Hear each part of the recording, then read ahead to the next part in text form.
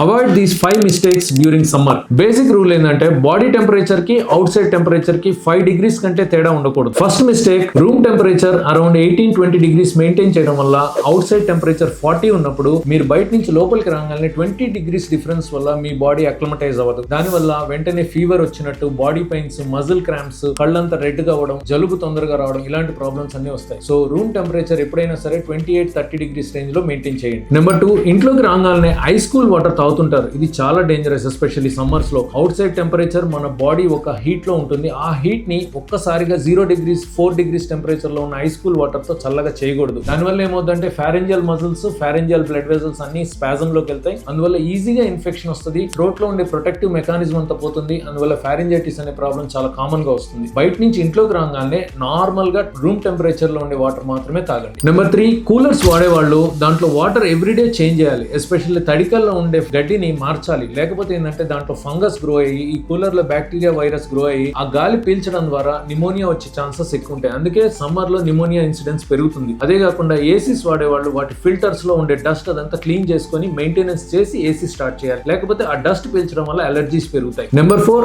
Adequate water తీసుకోకపోవడం. ఎందుకంటే summer లో చాలా మంది ఈ కూల్ డ్రింక్స్ ప్రిఫర్ చేస్తుంటారు. థమ్స్ అప్, మాజా, స్ప్రైట్ ఇట్లాంటివి తాగడం వల్ల దాంట్లో హైపర్టానిక్ సొల్యూషన్స్ అంటారు వాటిని. అవి తాగడం వల్ల బాడీలో ఉండే ఎలక్ట్రోలైట్ డిస్టర్బెన్స్ వస్తుంది.